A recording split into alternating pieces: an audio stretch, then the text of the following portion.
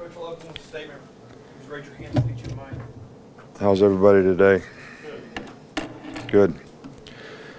Well, things have gone, okay. We went inside today because it's getting a little hot outside, and I think that, sometimes when we practice like we practice, that we can wear our team out a little bit. So on occasion, ended up raining anyway. I don't know how it was raining. The sun seemed like it was shining, but I think the biggest challenge that we have is, a challenge to maintain intensity. If you're a 10-point scorer and you average 10 points a game in basketball, and then all of a sudden you play in a big game and you score 25 points, I guess the next game you play, you got a choice to make. Are you a 25-point scorer or are you a 10-point scorer? You're going to be a 10-point scorer, you're going to be a 25-point scorer. In golf, they call it a handicap. Are you really, is that the kind of golfer you are, or is that just what you think you can play to? So it's called standard of excellence, maintaining a standard, and how you play. And, I think good is the enemy of being great, because, people sort of get satisfied and don't stick with the standard of what you want to do to what you want to accomplish, what your goals are, and all that kind of stuff. So we have a choice. Arkansas is a really good team. We have a lot of respect for them.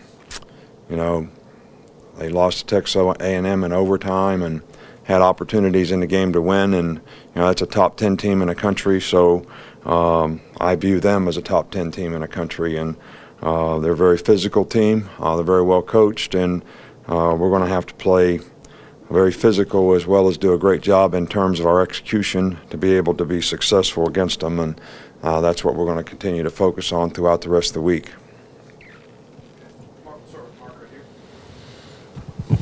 Their quarterback, Brandon Allen, has played a lot of football and brought a lot of balance to their offense. What did you see from him? Well, he's a very good player. He's a good passer. He's accurate. He makes good decisions. He makes plays with his feet. He's a good scrambler. He extends plays to throw, as well as, is athletic enough to take off and run and make a first down. So I think he has really, really, each year he has gotten better and better and better, and I think he's playing extremely well, for him this year.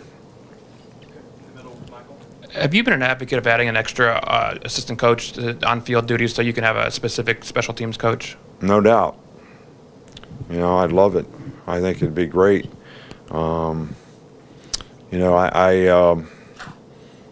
think that having a 10th coach so that you could have 9 assistants and a special teams coach would be a real asset to the players and to the staff.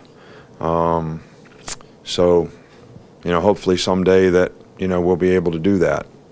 I like the idea of having 4 GAs, so sometimes when we add something we think we got to subtract something else, but I wouldn't be for that because it creates a lot of young opportunities for young people to sort of be able to develop in the business. I probably would have never been a coach if I wasn't asked to be a graduate assistant by Don James at Kent State, after my senior year. I had no intentions of being a coach, and he asked me to stick around. Terry had another year of school, so, I did. I'd have never got an opportunity, so I don't think that's much cost savings relative to the big picture. Coach, sometimes you talk about having to grind out a game. Last year's Arkansas game certainly was like that, and is that style of play just the way you play, or was that where Blake was as a quarterback? What do you? Well, I think that's the kind of team that they have. I mean, they run the ball really effectively. They play physical. They were very, very good up front on defense. They're still good up front on defense. They're still good on defense. They've got a lot of the 9 starters back on offense, so they got a lot of the same players. Very good offensive line, big physical guys. So that's the kind of game that you have to play. They don't make a lot of mistakes. They don't turn the ball over a lot. And you got to be able to, possess the ball against them in terms of, I think they only give up like 3 yards a carry or something rushing. I mean, they do a really good job, or that's what they've done in the last couple games. So, it's a tough game. It's going to be a tough physical game. What kind of maturity have you seen from Shank, particularly since he's been in the program, and especially last year when he lost out that starting right guard spot to Leon? Well, you know, Shank has gotten better and better every year. I think it starts with his maturity and his approach in terms of how he prepares and how he's learned how to pay attention to detail. He's always been a very powerful guy, good run blocker, but balanced body control, pass protection, you know, those kind of things is what, you know, he needed to work on. And as he's gotten older, you know, he's realized that he has to do things a certain way to be successful. He's certainly matured as a competitor. Very physical, loves to play, and he's done a really nice job for us so far this year. And Nick, two questions. Actually, the first one is a guard-related question also. So Ross Piersbacher, during the course of the season, I realized the other day that hasn't really stuck out that much from my perspective, which is probably a good thing as far as an offensive lineman. Just how has he played during the first 5 games? You mean you really watch the offensive line? I tried. You don't watch the ball like everybody else? Just look at the ball all the time, see where the ball goes? You really watch the offensive line. No, I said he hasn't stuck out. I mean, so I know I'm not lots of watching the coaches that offensive can't line. watch the offensive line. If you ask them to watch the offensive line, they can't because they look at the ball all the time. Everybody that watches the game looks at the ball all the time. So now we're evaluating the right guard. He's done a nice job for us. He's a young player. He's, you know, blocks well. You know, he's probably been, he and the center have probably been the two most consistent guys in terms of doing what they're supposed to do. If you stick out, does that mean you have to mess up? Is that what we're saying? Or are we saying he's done really well, so that means I don't get it? I mean, it means that he's done well. Not sticking out is probably a good thing as far as offensive line. That's what I was trying to say. Well, I think I would agree with that. Cool. And second question is somebody who it's easier to track. So Adam Griffith has done well during the course of the last couple of games. Just how much more confident have you seen him just based on how he's done? Well, I think that, you know, we've always had confidence in Griff. I think, you know, early in the season he struggled a little bit, but I think he needed to make some kicks. He's made some. It's going to be the same thing, the same challenge for him as it is for all of us, is to maintain the kind of consistency that you want. You know, a reputation and identity it's all continuous. You know, it's not a sometimes thing. It's not every now and then. It's not up and down.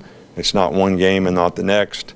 So that's the challenge that we all have, and I think it's a choice we all got to make. I know he's worked hard, and he seems to be pretty confident right now, and hopefully that'll be a positive for him. But, you know, even when he wasn't making the field goals, you know, he was doing a really good job kicking off, placing the ball where we want it placed, had a tremendous onside kick, and was doing a lot of the other things that we need him to do very well. So I'm glad that the field goal kicking, which is a very important part of what he does, he seems to be more confident in right now. You mentioned Arkansas's offensive line, just how big and physical. I mean, several guys over 325. How important is it to create pressure against a line like that, especially in a game like this? Well, you know, I think it's always important to create pressure. We didn't have a lot of success last year pressuring them. We got pressure on the quarterback, but we never got him on the ground much. And he completed the ball because we didn't do a very good job of covering him. So I think, you know, you got to pick your spots. And I think when you have to take and try to rush extra guys, you know, which we've done quite a bit around here in the past, you know, you better have some really good cover people. And, you know, with schemes that people have now running crossing routes and pick routes and things like that, it's very difficult playing cat coverage against somebody. So, you know, it's always important to be able to affect the quarterback with 4 guys rushing. And, you know, they're in 6-man protection a lot. So, you know, it makes it more difficult. And they do a good job. They got a good scheme. They're really well coached, and they do a good job. So they haven't given up a lot.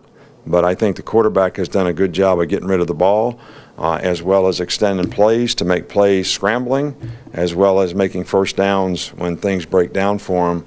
His athleticism has really helped them. Two more. Start with John.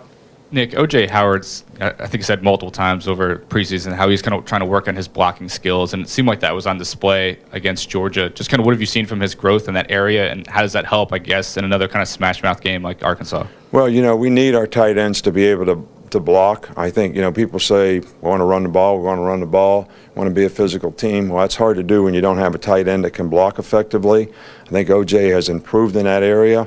I think we need to get more out of our tight ends in terms of that. I think it would help us be more effective.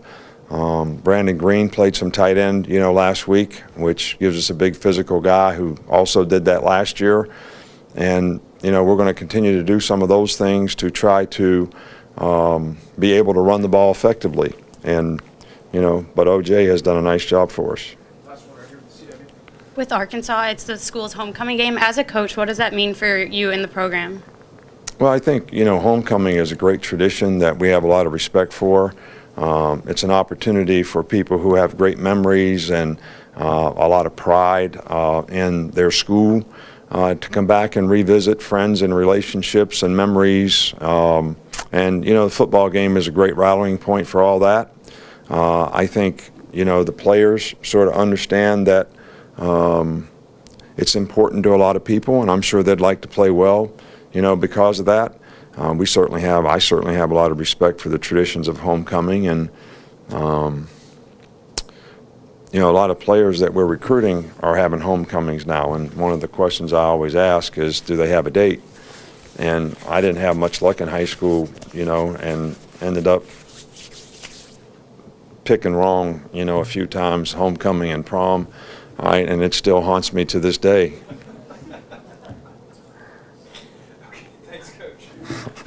I think Miss Terry's in Florida, so maybe she won't hear that.